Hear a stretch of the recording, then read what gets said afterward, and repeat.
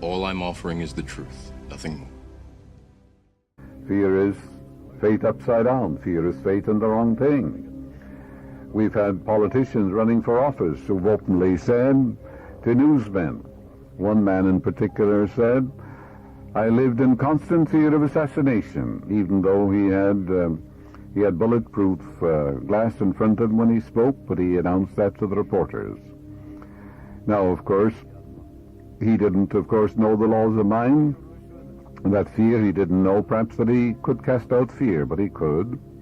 I will fear no evil, for thou art with me. Thy rod and thy staff, they comfort me. The rod means the power, and the staff is your authority. To call upon it will answer you. One with God is a majority, and if God be for me, who can be against me? Thou art my hiding place. Thou shalt compass me about with songs of deliverance. The politician could have said, I dwell in a secret place. I'm surrounded by the sacred circle of God's eternal love. The whole armor of God surrounds me. Wherever I go, the light of God surrounds me, enfolds me, and enwraps me. He would render himself invulnerable, invincible, and impervious to all harm. That's the right way to program your subconscious mind. You can build up that immunity. Oh, yes, you can. As a man thinketh in his heart or subconscious, so is he. So does he act, so does he experience, so does he express. This is the law. I'm not talking about thinking in the head. I'm talking about thinking in your heart, your own subconscious. Whatever is impressed there is expressed. Remember, when you're dealing with your subconscious, you're dealing with the power of the Almighty. It's the power that moves the world. It's the power that moves the galaxies in space. It's almighty. There's nothing to oppose it. Consciousness is God. Unconditioned consciousness, sometimes it's called awareness, I am, living spirit almighty. Your consciousness is the union of your conscious and subconscious mind. It's the sum total of your acceptances, your beliefs, your opinions, and your convictions. That's God. That's the only God you'll ever know. Your thought and feeling create your destiny. Consciousness is God because it is the only creative power in your life. And your thought and feeling, yes, is the father of all experience.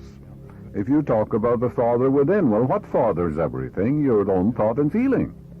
Your conscious and subconscious. Whatever your conscious and subconscious mind agree on, meaning the brain and the heart, comes to pass. True or false, good or bad. You're the one who's choosing. You mold and fashion your own destiny. Your faith in God is your fortune. And your faith should be in the goodness of God, in the land of the living, in the guidance of God, in the harmony of God, in the beauty and glory of the infinite. That's where it should be. You're told no manifestation cometh unto me, save I the Father draw it. The Father is your own thought and feeling. So whatever experiences come to us, there is an equivalent pattern in our subconscious mind. There's always a cause. And that cause, of course, is in our mind. A man said to me that he wanted to succeed and advance in life. In reality, he didn't. He had a subconscious pattern of failure. He had a sense of guilt and felt he should be punished. With his conscious mind, yes, he worked very hard. And he said to himself, in his intellect, oh, I worked very hard. But in his deeper mind, he was programmed and conditioned to failure. He had a sense of unworthiness and a belief which compelled him to fail. He had a picture of failing in his mind. He felt he should be punished, that he was a sinner. The law of your subconscious, you see, is compulsive. That's the power that I mentioned. That's the almighty power. It's the power of God.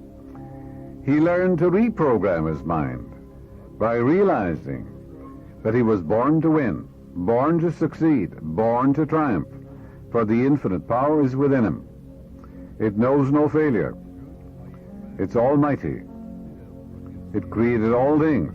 There's nothing to oppose it, challenge it, thwart it, or vitiate it, for it is almighty. It's the only power. Furthermore, he learned he was punishing himself. He started every morning and night and also during the day, and this is what he affirmed. Now you're writing this, he was writing this down with his conscious mind. And this is what he wrote.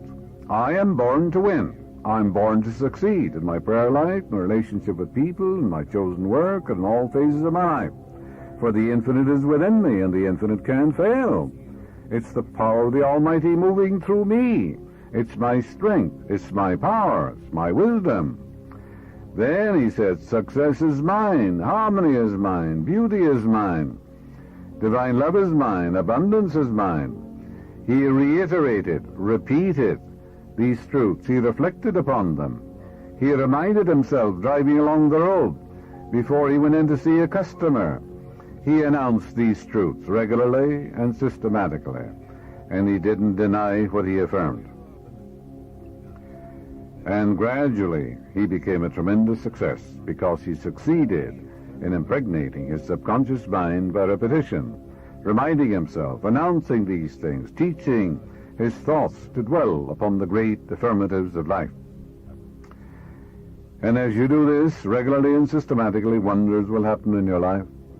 When you were born, no one had to tell you how to find the mother's breast, you know.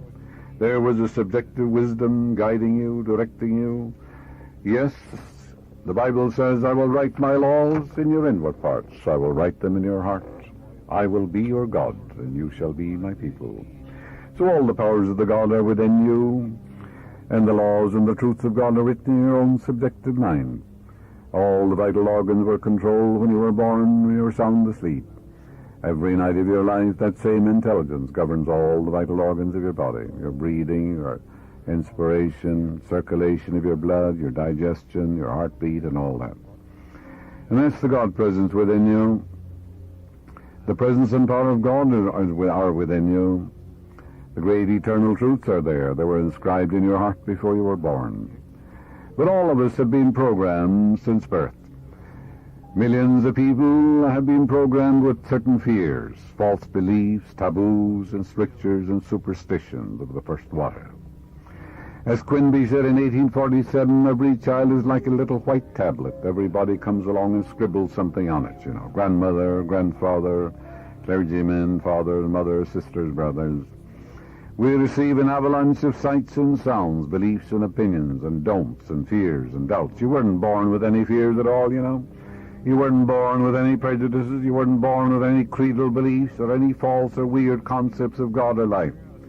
Where did you get them? Someone gave them to you. Someone programmed you, perhaps negatively. Many were told they were sinners in the hands of an angry God. I have talked to women, beautiful, attractive, well-educated. They wear black stockings. They think it's a sin to use rouge or makeup of any kind. Or wear gold. Oh, that's a terrible sin. To play cards. Cards are of the devil. Or attend movies. All these are sins. Well, when you look at them, they're frustrated, bottled up, inhibited, unhappy. I tell them to wake up, to dress for God. There's nothing in the universe evil. The whole world is here, was here when they were born. All the birds sing for you, and all the animals in the world are here too, and all the stars are in the sky for you to adore and to worship and to be delighted with. So I tell them, I said, you're here to dance, and go ahead and learn to dance, for the universe is the dance of God. And I tell them, learn, take lessons in golf, play music, do all the things you're not doing. Play music, attend college, take lectures in public speaking, meet men, and go out and take courses in Spanish or many other things. You're here to lead a full and happy life. You're here to live in an objective world, have recreation, have fun, merriment and joy and creativity, and express yourself. You're also here to meditate and to pray, of course, too. We're living in a subjective and objective world. There's nothing evil in the universe. God pronounced everything good. Therefore, there's nothing evil in dancing or playing cards or anything of that nature, looking at a movie, constructive one, nothing evil in any of those things. Nothing good or bad, but thinking makes it so. Then I explained to them, I said, you're frustrated, you're sick, you're unhappy. And I teach them how to attract a man into their life. I said, you should be married, you should have love. Every woman wants to be loved and cosseted, appreciated. She likes to receive attention. She wants to feel needed and wanted. And if she says she doesn't, she's sick. Every woman does. And then they learn a simple law. They go out and do all these things. Do the thing you're afraid to do, and the death of fear is certain. I tell them, you've been brainwashed. You've been programmed negatively and destructively. And the will of God for you is a greater measure of joy, of happiness, of love, of peace of mind. They learn the law of attraction. You should see some of them now coming to the Wilshire Bell Theatre, beautifully dressed, you know. And they have some makeup on too, and they have beautiful rings, sometimes a marriage ring. Oh yes, they have transformed. They have reprogrammed their mind. Infinite Spirit attracts to me the ideal man who harmonizes with me in every way, shape, and form. He is spiritual-minded. He loves my ideals. I love his ideals. He doesn't want to make me over, and I don't want to make him over. He comes without encumbrances. He's the man sent from God. There are harmony, peace, love, and understanding between us. That's the prayer I give them, and I say, now you write that down in your subconscious. Do it with interest. Gradually, like a seed, it will die in your deeper mind and come to pass in ways you know not of. I was taught when I was young that if a boy were indoctrinated with a certain religious belief until he was 7, that no one could change him. Well, of course, it can be changed. It was rather difficult. The boy, of course, is being brainwashed.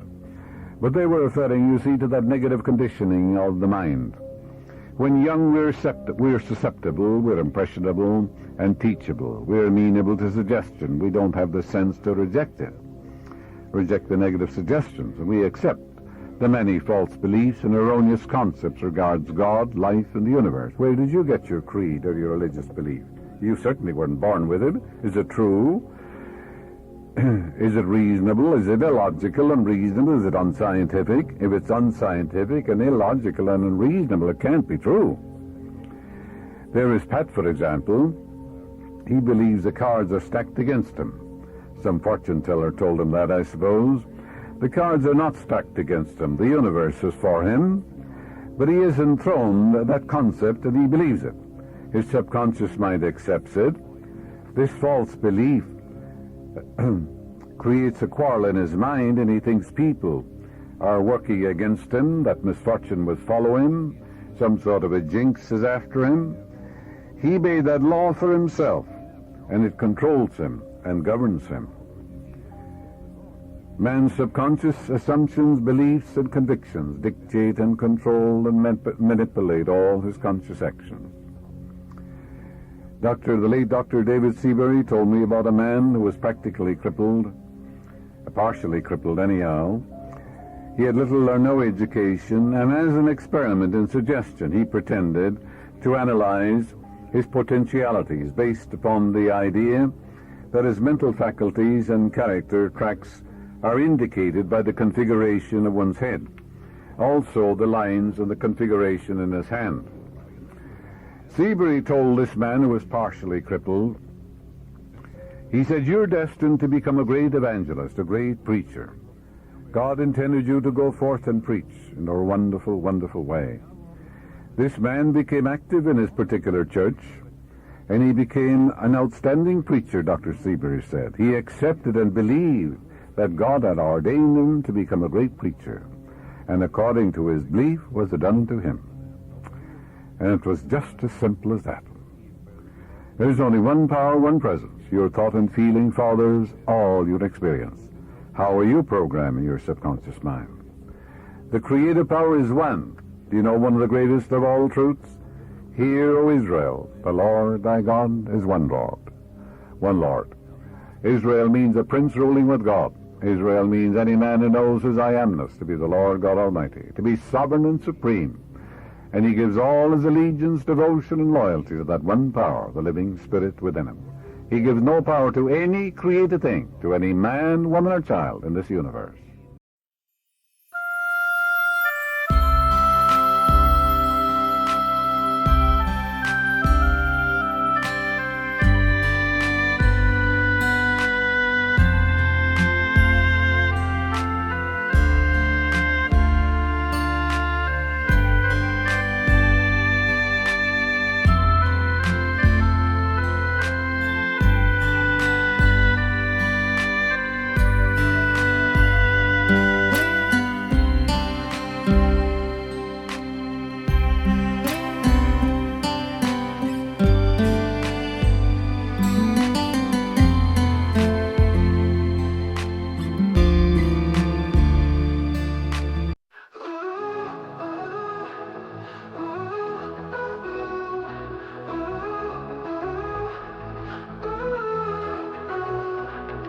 Shadows in the alley, whispers down the street, neon signs and broken dreams, empty hearts, mechanical beats, crumbling towers, concrete cold, lost souls selling what they know, eyes that shine like broken glass, got no future, got no past.